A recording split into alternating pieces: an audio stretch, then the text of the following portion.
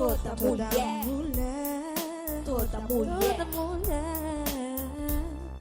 Estamos de volta conversando e entendendo um pouco mais sobre o tema guarda compartilhada durante a pandemia. Estão comigo o advogado Dr. Luiz Fernando, especialista em Direito da Família, e Francimere, que está vivenciando essa situação. Estamos de volta com esse tema que gerou tantas dúvidas e acredito que ainda existam, né? Alguns pais flexibilizaram, por exemplo, se uma semana ficava com a mãe e depois ficava uma semana com o pai, para preservar a saúde de ambos, esse período foi estendido. Doutor Luiz, essas medidas, essas alternativas, essas flexibilizações dos pais, pode também ser uma alternativa de bom senso e equilíbrio para não gerar novas disputas e novos conflitos, onde a gente sabe que só quem sai prejudicado são os filhos? Pois é, o conflito familiar é um conflito que não se baseia na lógica, se baseia na emoção, no sentimento e na retaliação. Seja por parte do homem, seja por parte da mulher, porque, na minha experiência no escritório, que já tem mais de 40 anos, eu tenho uma experiência grande, com mais de 6 mil casos, então, eu tenho visto que existem situações que saem do controle, seja por parte do homem, seja por parte da mulher. Quem sofre sempre são as crianças, sempre, indiscutivelmente, mas os próprios pais, às vezes, as mães também, né, se esquecem disso. E os seus sentimentos, as suas frustrações, as suas queixas vêm à frente, e algumas até com muita razão, porque, por exemplo, imagine que as aulas foram suspensas, né? Então, as crianças estão tendo aulas online em casa.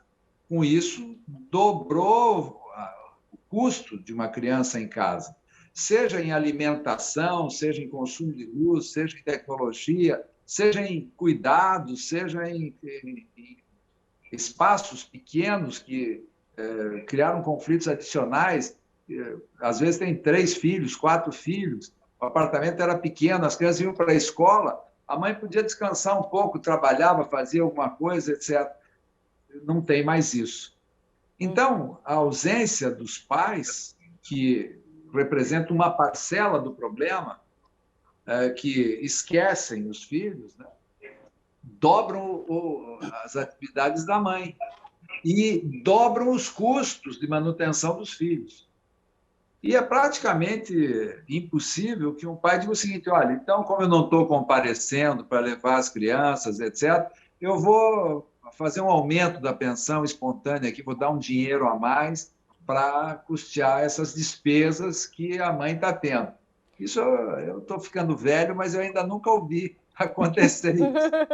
Francimere, eu vi que você fez uma cara, que quem queria falar alguma coisa com essa última colocação, doutor Luiz.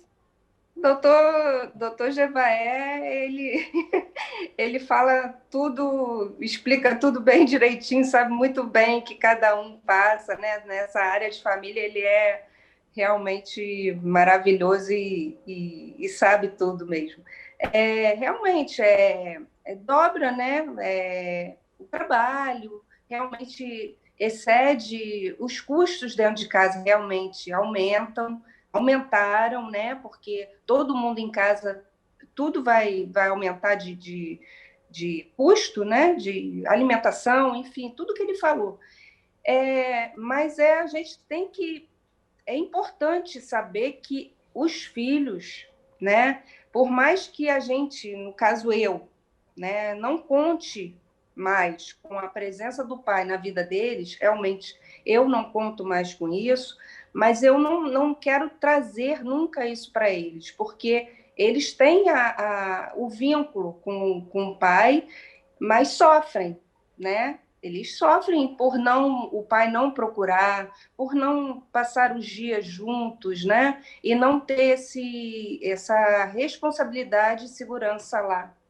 Francimere, você acredita que durante a pandemia, que precisamos ficar em casa, foi uma barreira que talvez o seu ex-marido utilizou como uma forma de, agora menos ainda, que eu vou poder ver, porque de acordo com as recomendações de saúde devemos ficar em casa. Pode ter sido uma ferramenta utilizada por ele? Você fala da questão da saúde? Não, da questão de você procurar, você disse que ele, mesmo antes da pandemia, tinha essa ausência Sim. física com os filhos. Agora, durante a pandemia, muitas pessoas mudaram de comportamento, é uma grande reflexão, um grande aprendizado para todos, mas, pelo que você está me dizendo, ele continua com esse distanciamento. Você acredita que ele possa usar como desculpa, digamos assim, a questão de ter que ficar em casa, como se ele colocasse mais um empecilho para ver os filhos? Exatamente. Acredito sim, que é mais um empecilho para que não procure, né? Que não tenha a disponibilidade, né, com os filhos. É como se ajudasse. Eu não consigo entender muito bem o que passa na cabeça assim, da pessoa que não procura ter o convívio, né? Mas cada um é cada um, a gente não sabe o motivo. Infelizmente, meus filhos, né, não têm, né, a presença do pai. Mas, com certeza, eu acredito que foi mais uma desculpa, assim, que veio. Eu queria fazer uma breve intervenção aqui, só por uma questão de equilíbrio, né? Existem situações como da Francimere, que o pai está ausente, se despreocupou, deixou na mão dela. E existe também o contrário. Muitas mães, por sentido egoísta, estão privando os pais do convívio. Então, sob as mais variadas justificativas. Porque, infelizmente, nos conflitos familiares, as crianças muitas vezes são usadas como instrumento de ataque ao outro.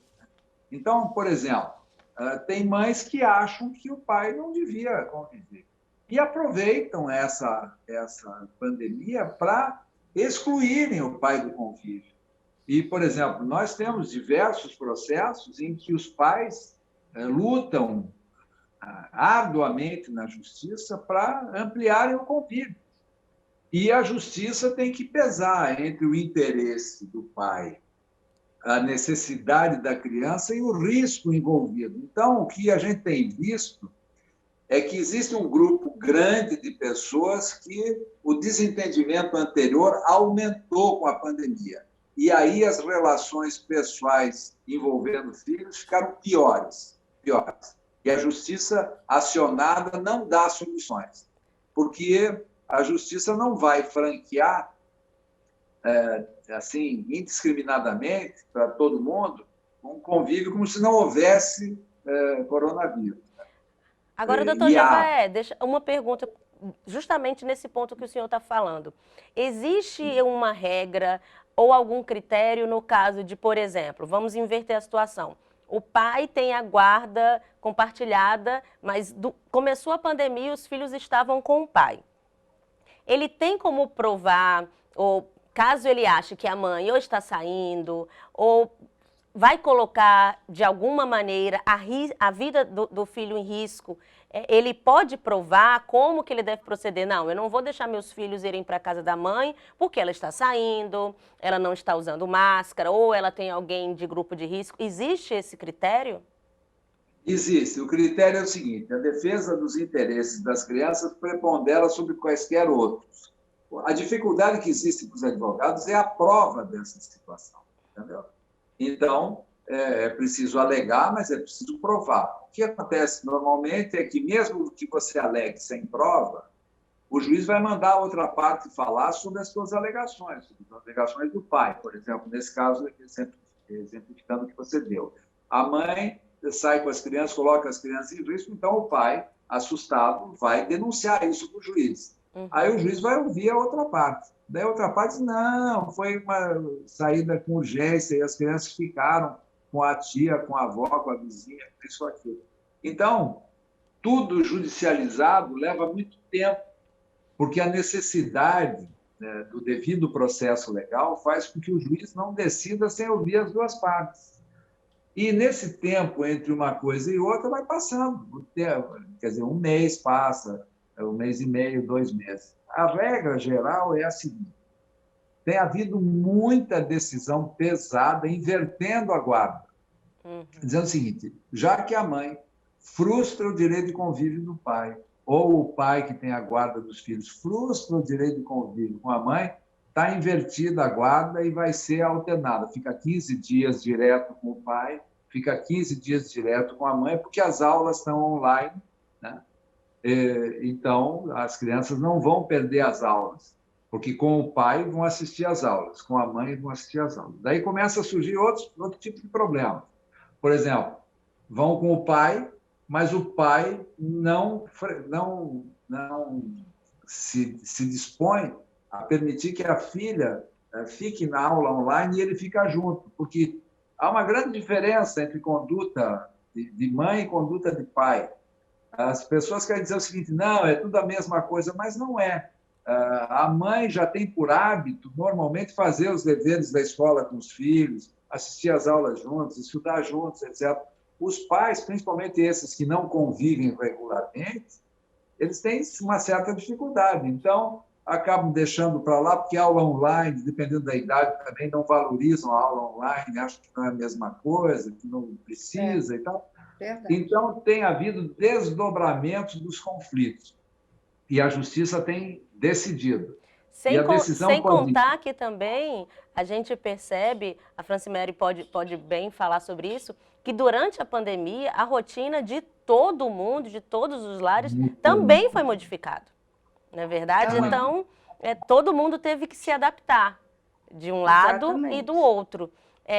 Agora, Francimere, você acredita que essa pandemia, de alguma maneira, pode modificar a relação do seu ex-marido com os filhos? Eu tento ser otimista nesse ponto, né? Eu acredito que lá na frente ele realmente acredito que vai mudar um pouco o pensamento assim com relação a esse afastamento com os filhos, né? Muito tempo sem o convívio, né? Mas eu também tenho uma pergunta, doutor Luiz, com relação ao caso específico, né, que um dos, né, provedores, no caso, ou o pai ou a mãe, que no meu caso aqui é o pai, não procura, não tem esse momento com os filhos que judicialmente teria que ter, que são os 15 dias de férias, né, os finais de semana 15 dias, que não segue essa regra, né? Que aí a gente coloca como regra, né?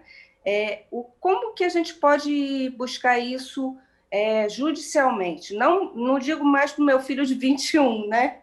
Que é o maior de idade, enfim, mas para os filhos menores, como é que a gente poderia fazer isso? Procurar esse direito do filho e o pai ou a mãe seguir a recomendação que foi estipulada judicialmente. Posso responder, pergunta, né? Claro, posso responder? Deve. A ideia é a seguinte: primeiro, a maioridade civil e o direito de receber pensão não casam aos 21 anos. A lei fala que até os 24 anos, enquanto estiver estudando em curso superior. Então, todo pai é obrigado a pagar a pensão para os filhos, até 24 anos, desde que eles estejam cursando faculdade, um curso superior. Então, essa é o primeiro esclarecimento. O segundo é o seguinte: a regra legal é que, fixada a pensão, se houver modificação da situação, é possível você pedir modificação da pensão, seja para aumentar, seja para diminuir ou para modificar. Então, se houve uma mudança em função da pandemia, com aumento dos gastos, etc., é perfeitamente possível pedir e o juiz vai examinar e vai decidir.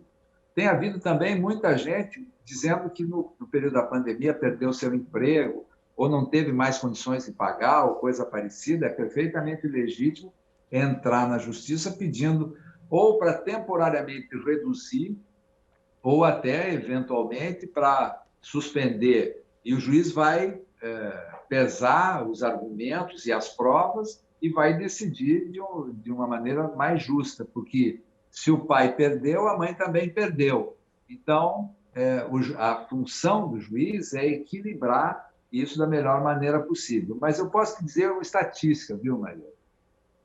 Da minha experiência nesses 6 meses aqui, cotejando com os 40 anos de experiência que eu tenho anteriormente, eu cheguei à conclusão seguinte: as pessoas que já se davam bem conseguiram contornar os problemas e melhoraram o seu relacionamento. As pessoas que estavam brigando pioraram o relacionamento porque não conseguiram vencer os obstáculos e criaram novos conflitos decorrentes da pandemia. Então, eu posso dizer o seguinte, estatisticamente, menos de 10% conseguiram contornar tudo muito bem. E quase 90% das pessoas agravaram as condições, apesar de irem para a justiça. Os escritórios de advocacia de família estão lotados de gente discutindo e brigando e buscando reparação dos prejuízos que já aconteceram materiais. Agora, os prejuízos emocionais, só o tempo vai dizer. Doutor Jevaé, Francimere, infelizmente eu não falei que era rápido, o nosso tempo é rápido demais. É rápido demais e vocês foram muito gentis, agradeço mais uma vez a presença, pelos esclarecimentos, pela troca de experiências e eu espero que esse programa tenha esclarecido e eu tenho certeza que sim. Fiquem à vontade para voltar e mais uma vez muito obrigada. Eu que agradeço, um abraço. Francimere, muito obrigada. Eu agradeço. Tá ótimo. Obrigada, viu? O programa Toda Mulher de hoje fica por aqui. Eu gostaria de agradecer mais uma vez a você que nos assistiu até agora e reforçar o que foi discutido. Para o bem dos filhos, vale o bom senso e o equilíbrio. O Toda Mulher precisa de sua participação. Por isso, se quiser rever esse programa, indicar para amigos ou deixar um comentário, basta acessar o site alerj.rj.gov.br. Acompanhe toda a nossa programação através de nossas redes sociais. Até o próximo Toda Mulher. Eu espero você. Até lá. TV Alerj, o canal do povo. Nós estamos ligadas, queremos ser respeitadas. Juntas somos mais fortes, juntas somos melhores. Ouçam a nossa voz, é bom saber que não estamos sós. Podemos ser o que quiser. Toda mulher, toda mulher.